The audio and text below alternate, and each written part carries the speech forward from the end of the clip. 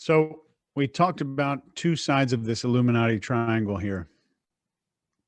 I want to bring you down to the bottom.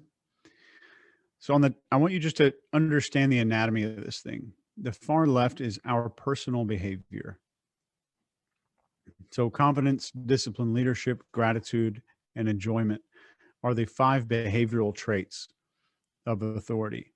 The five effects of authority or tripwires that we have are movement, appearance, confidence, connection, and intent. And finally, on the bottom, we talked about leakage. What I'm doing off camera makes a huge difference when I am on camera. Huge. So I want you just to think about a time that you went out to a fancy party.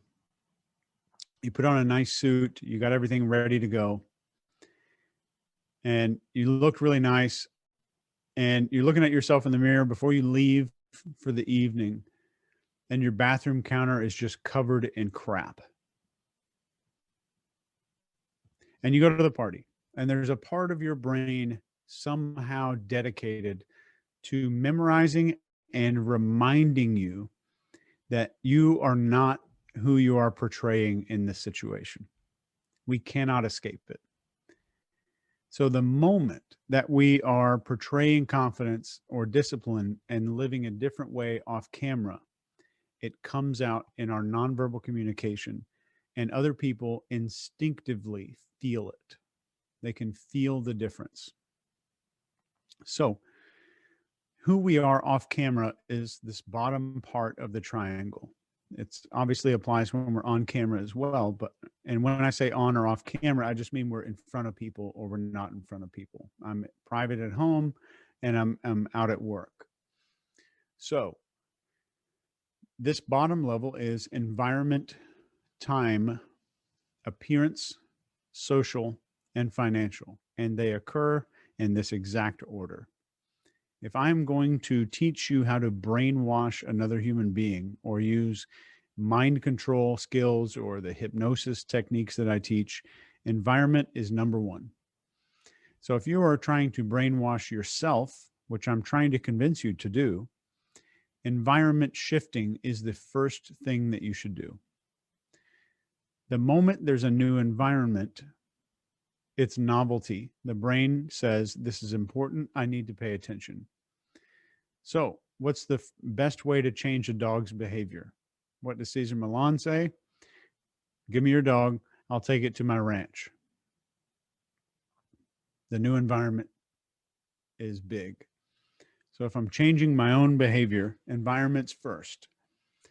So if I want to make some big behavioral changes, I need to do things to signal to my brain that there's a different situation starting to happen. That triggers open the pathways in here that says, I need to make new changes.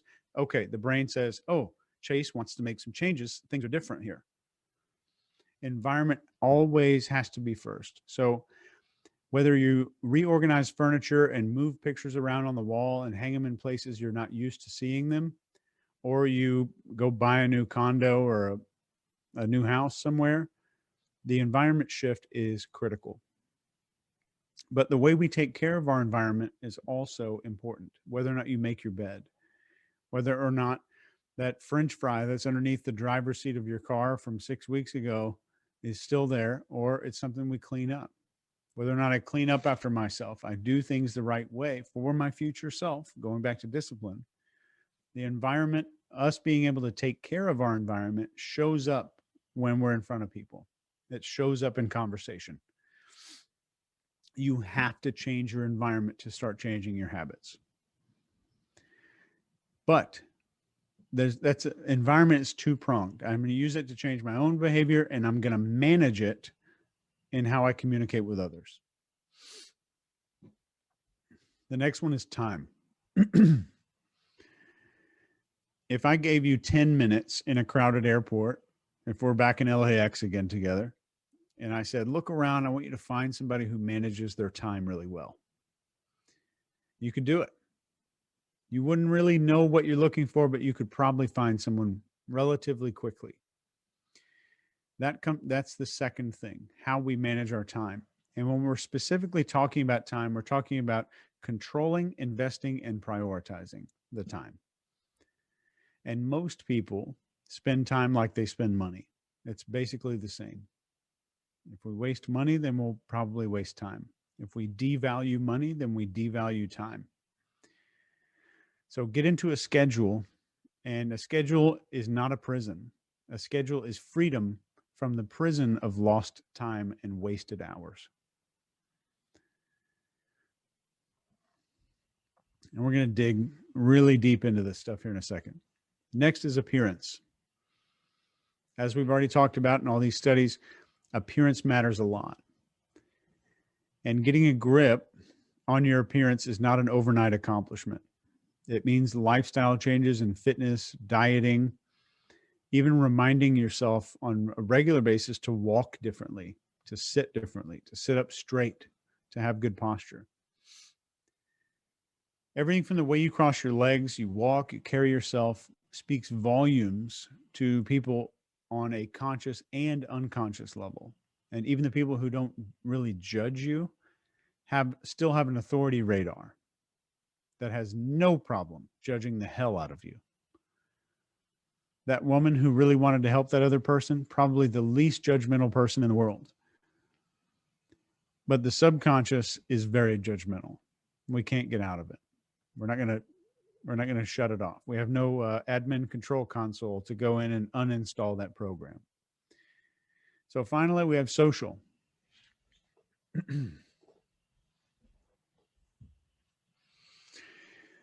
in people that seek out persuasion training, and a lot of the people that come in as my students, the social is usually what's lacking the most. And we all agreed yesterday that social skills trump techniques and tactics. We all made the agreement. Social skills are what separate the super successful influencers from the ones not getting any results at all. It's not tactics. It's not a tactics separation. So small talk, conversation, storytelling, accepting criticism, keeping in touch with friends, empathy, concern for other people, eye contact, speaking, language usage, behavior, all of those things are very important. Those are our social skills. So leveling those up, and I'm basically going to show you where you are on the social chain here in a few minutes. Leveling those up is vital. And every once in a while, I'll get somebody who wants to do mind control stuff. They want to learn this secret brainwashing techniques and all of this other stuff, not realizing that you've got to become the kind of person who can do that before you can learn the skills to do that. But B, I tend to notice that a lot of those people who want that see the world as kind of an RPG, like a role-playing game, almost like a video game, to where like a human is like the guy who works in the store at the video game where I want to trade out my golden sword for a diamond sword and it costs like 8 rubies or whatever. He wants the rubies. I need to get the rubies. And they're also thinking that if I get the equipment of the experts, which are the techniques, skills, and scripts, then I'll be the expert. I don't need to go to Navy SEAL training. I can just buy the same body armor on Amazon. So I'll just have Navy SEAL body armor. It's basically the same thing as being a Navy SEAL. So the scripts are kind of like that pathway to feeling like there's some real persuasion skill going on. Okay, so finally, financial. We tend to manage our money just like our time. So at work, I want you just to focus on being more in control, and I mean self-control, and happier than everyone else in the room. Just for this month, I am more in control and happier than everybody else in the room. That's something everybody can do. And you'll see tremendous results. And never criticizing, condemning, or complaining. about anybody else. So if we're ever looking at a situation where I'm judging two people, or I'm looking at two job applicants, or just because I'm looking at job applicants this week, we're looking at anybody, we can use that authority assessment privately without sharing it to judge anybody that we're dealing with.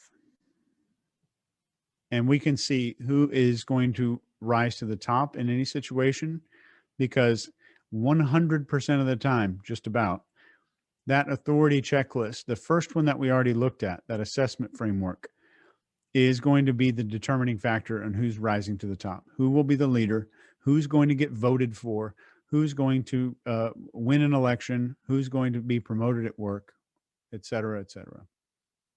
So let's take a look at this, this assessment. And I'll see if I can push my magic full screen button. There we go. I'm tiny now. Okay. So we have basically internal, external, and lifestyle. We have these three things going on all the time. There's our personal behavior. So this is basically, the behavior side is on camera. The habit side is off camera.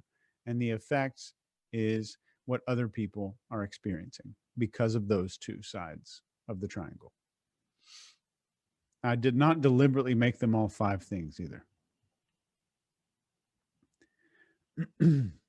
So the environment is pretty critical. And we talked about time. But let's go through this framework here and look at a few of these questions. So this is the first assessment that we looked at. It's the authority assessment. And this analyzes where you're standing on a 1 to 5 scale on each one of the 5 factors of authority. Since these are external, this is what we're experiencing kind of in our own personal behavior. They're pretty easy to rate on a 1 to 5. The things we're doing off camera and the things we have going on internal that are a result of our habits are harder. There's a lot of assessments like the Myers-Briggs and other things that are like the Myers-Briggs, the DISC profiles. They're going to tell you how cool you are and how best to communicate with you and all these kind of stuff.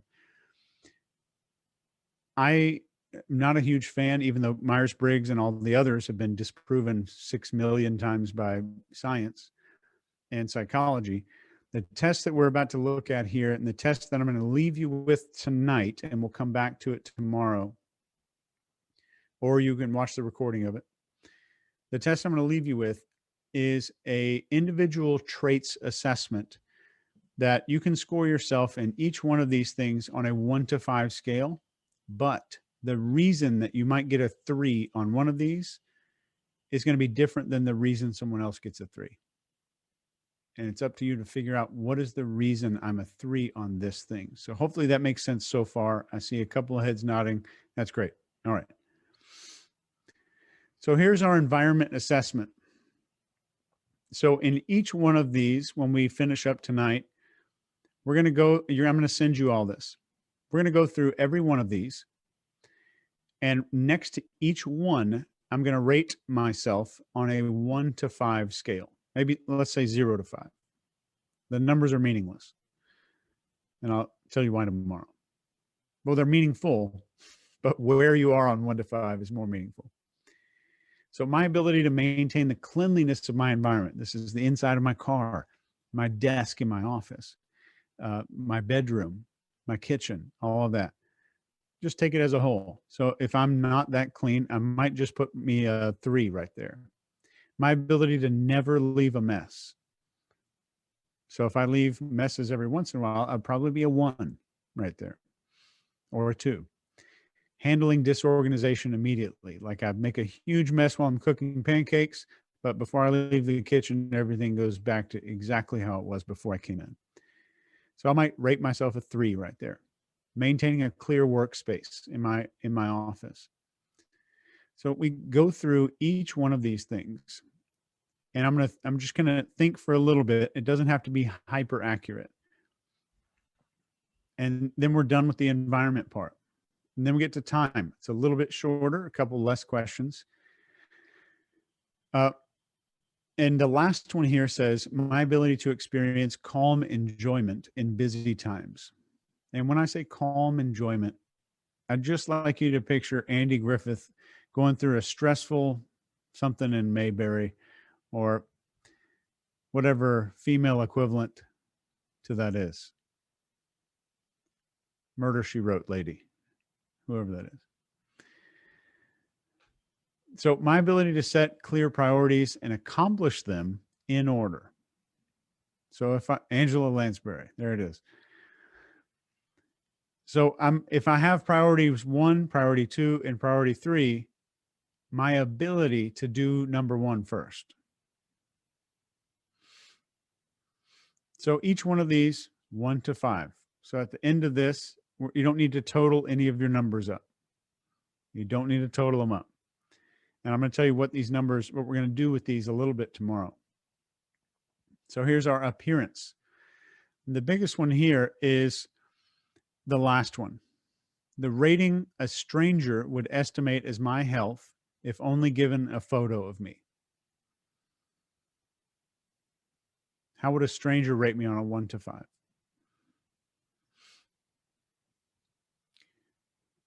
And our social has a little bit more.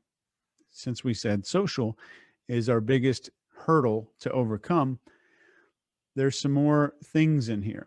So what I did over the last 23 years is collect this data that looks like a couple of PowerPoint slides, but this is 20 years of work. It's updated regularly. And these expose some very interesting things about your personality and about what we can do to fix it.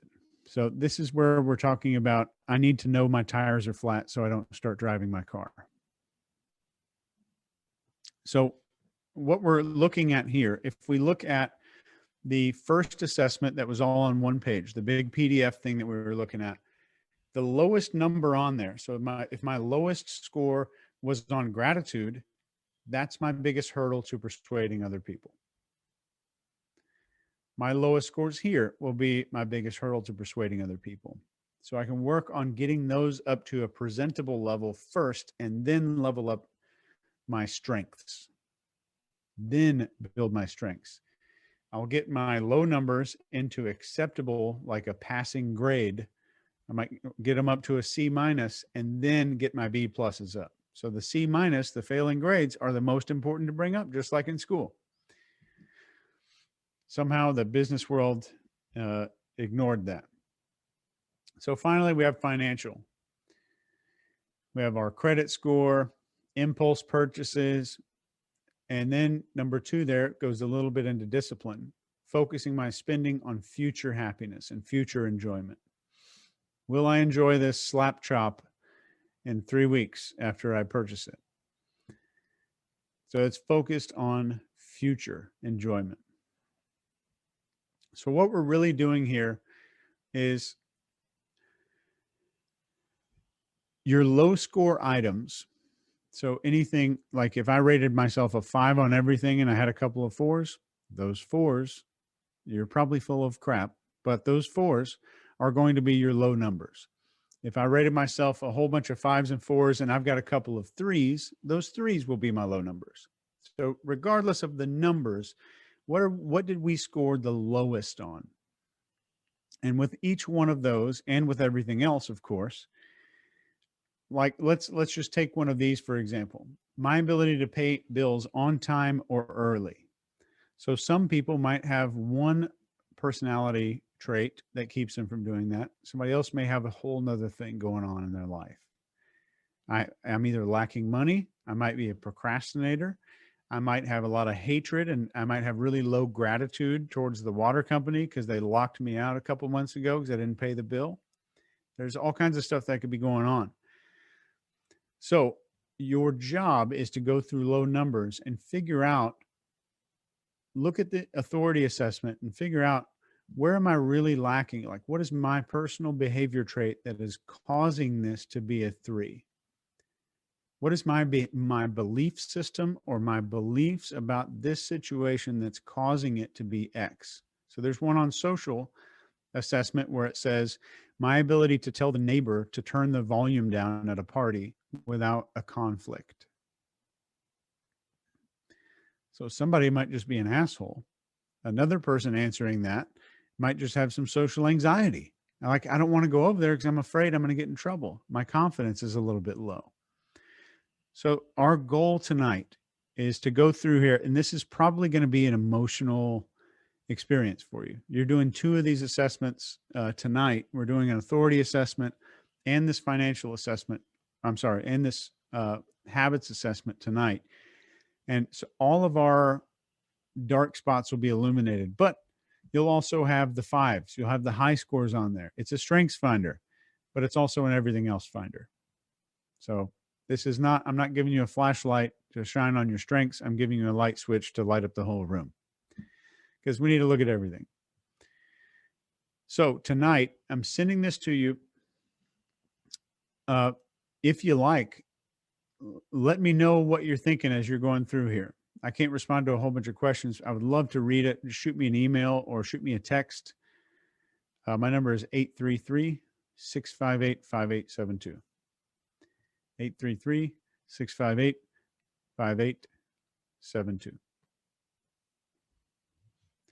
So really quickly, I know some people probably won't be able to make it tomorrow. Let's do 11 a.m. Eastern tomorrow. I'll jump right back in and we'll go through all of this stuff. No, wait, let's not do 11. Let's do 1 p.m. Eastern. That way people on the West Coast will be okay. 1 p.m. Eastern. We'll jump on here. It'll probably take just about an hour to finish up everything that we've been talking about. When we'll wrap up tomorrow, 1 p.m. Eastern time. But if you can't make it, I did want to tell you, if this is something that's interesting to you, if this stuff is something you'd like to do a deep dive on, we have a weekly coaching program that you can sign up for. That is usually $3,000 a month.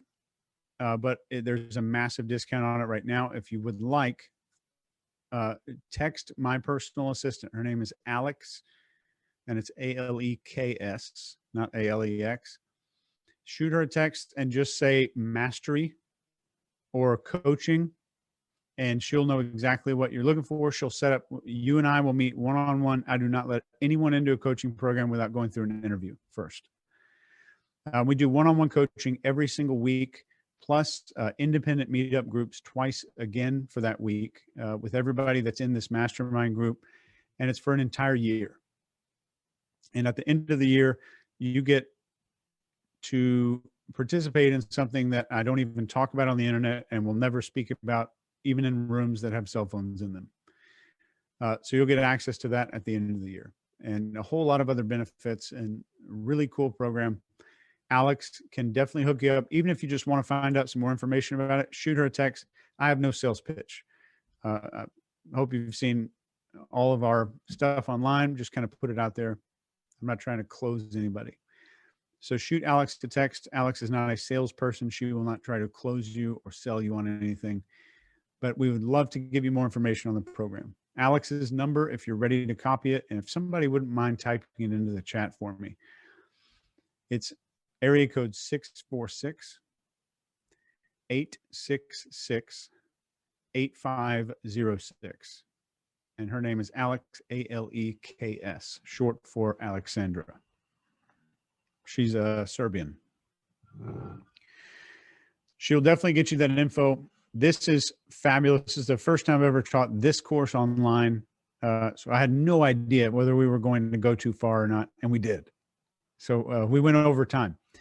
But either way, you'll get access to the replay. I'm going to upload this into my training site, so it may take 3 or 4 days for these videos to be edited with all of my bullshitting and breaks and all the other stuff. But it's going to be chopped down to where it looks nice, and it's going to be made into something that is presentable for an online training platform. So like there's not a bunch of Zoom stuff going on. But with that said, I'm going to drop the assessments in the chat here just within the next few minutes. You'll be able to go through those tonight, and you'll have the PDF of the authority assessment. These are the most valuable tools. I've created the behavioral table of elements. If you haven't seen that, it's kind of cool. It looks like the periodic table of human behavior. But these two things are the most I've never been more proud of anything I've ever created, because these are the most effective human assessment tools I have personally ever seen. So going through this tonight, shoot me a text. I've got my phone right here. I'd love to hear what you think and what you're going through as you go through this, because I'd love to hear it from a person that's actually going through it for the first time. And I mean that. I will be checking the text in between helping my kids play Xbox. That's going to happen too. So guys, thank you very much. Hang around for just a few minutes. I'm going to drop this in the chat as a PDF. That way you can go through it however you need to. And if it doesn't show up as a PDF, I'm sure maybe one of you guys can email it to whoever can't download it. And if you email Sarah right away within the next few minutes, I'll have her reply to you with the PDF if you can't download it here. With that said, I'm going to shut the camera and mic off so I can do this PDF thing on my laptop here, which is right in front of me. Sarah's email is sara@chasehughes.com. sara@chasehughes.com. That's HUGHES. Hey, Chase. All right. Thanks, everybody. Did you want to tell the Facebook group?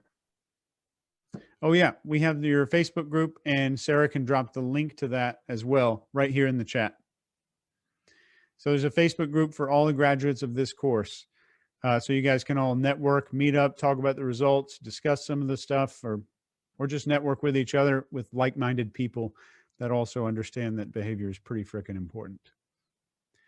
Okay. Thanks, everybody, so much. Had a great time, and it's good to be able to see your faces, and glad everybody's here. And I will talk to you tomorrow at 1 p.m. Send me a text tonight, and I'm going to drop that in the chat right now.